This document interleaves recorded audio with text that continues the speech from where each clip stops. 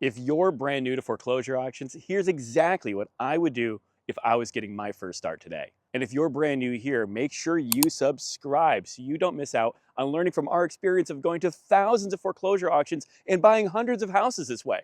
Come along, let's check out this one. All right, so by now you're probably wondering, what the hell is a foreclosure auction? Well, it's pretty simple. In a nutshell, what you're gonna see, most of our stuff on our channel is gonna be a bank foreclosure. And that's generally speaking when an owner of a property has been unwilling or unable to make their mortgage payments, often for a considerable amount of time. Many of the properties you've seen auctioned in some of our clips have been without having a mortgage payment in sometimes a few years. So basically at that point, when the bank hasn't been getting paid the mortgage on the property that they've lent on, the bank has no other real recourse other than to try to force a sale to happen.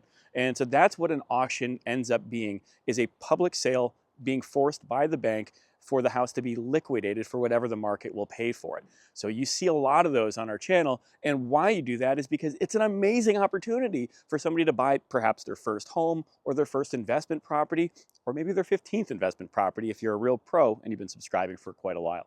So that's the best thing about it, is you can buy these things often for clearance prices. The bank is looking to liquidate the house for what it's owed on it, and hopefully leave you an opportunity to buy a home with a lot of equity. So right now I'm stopping by and checking out a property that we actually recently won in Chicopee, Massachusetts. That's right, we actually, in today's climate, found a deal on a house in Massachusetts. And we're mid-renovation on this place here. Now this is a place that we won at a foreclosure auction, and we're mid-renovation. Why? Well, because a lot of the times when you go to a foreclosure auction, you can pull up expecting to see a house that, well, it's a little less than in tip-top shape. In fact, it might be the most blighted property in that neighborhood. So these things often come with not just the fact that they haven't been paid for a very long time, but they've had a lot of deferred maintenance. Sometimes the owners have walked away from the property years ago, and you might be buying a property that needs a lot of cosmetic or structural improvements.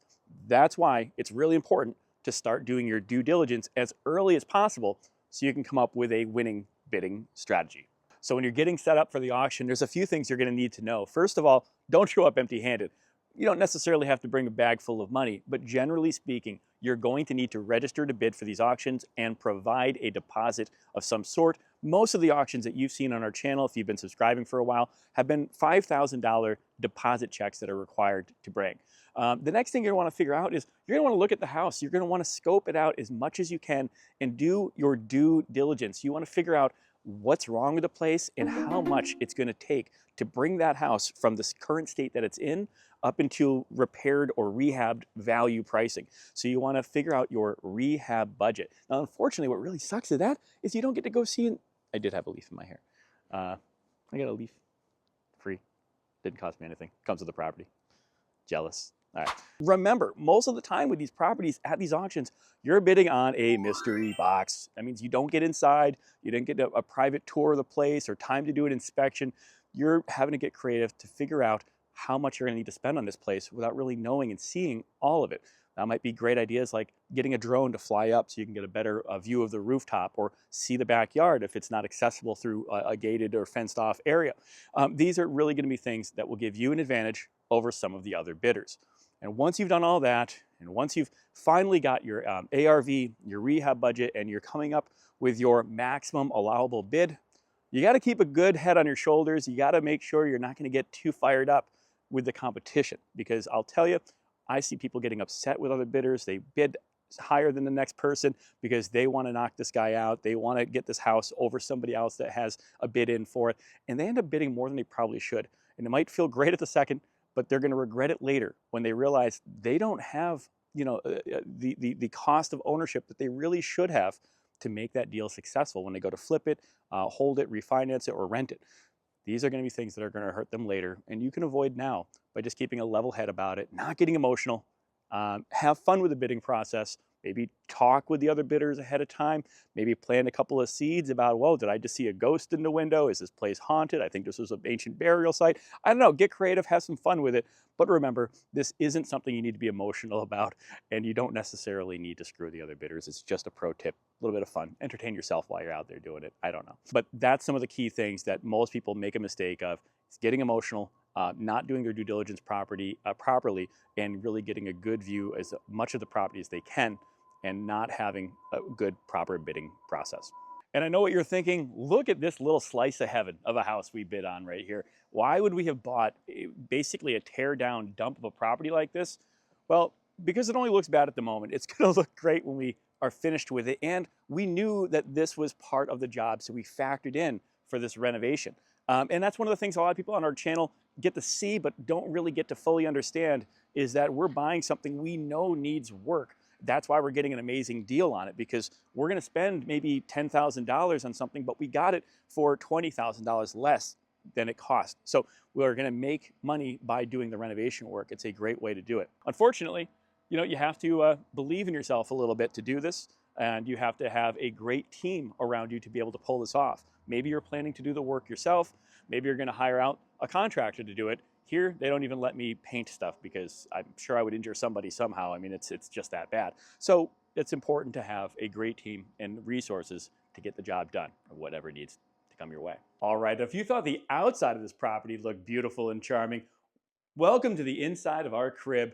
This place a little bit rougher than I think most people would have wanted to move into, but that's why we're in full renovation mode right now. And let me tell you, this place is coming along faster than I would have thought.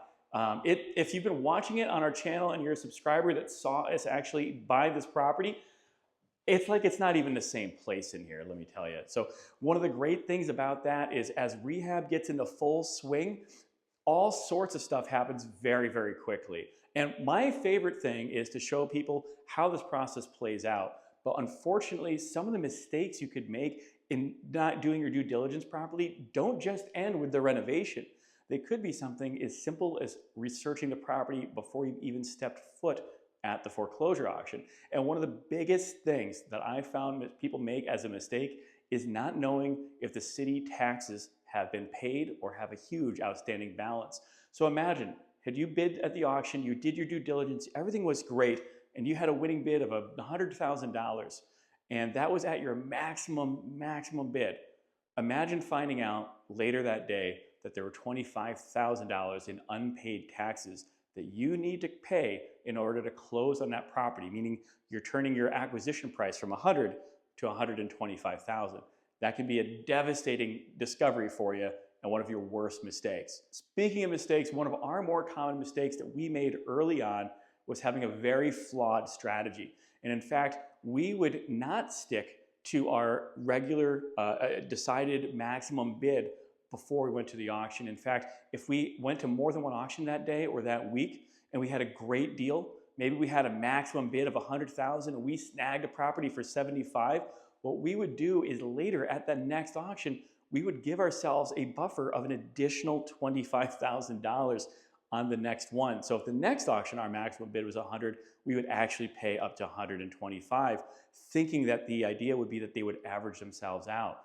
Well, let me tell you, that doesn't always work out. And unfortunately, some rehab expenses are gonna come as a surprise, and you're not gonna have that cushion that you anticipated all the time. So make sure you learn from our mistakes and don't do that. And again, if you've been subscribing and following us for a while, you're gonna learn a lot of these things, and that's one of the great values of doing so.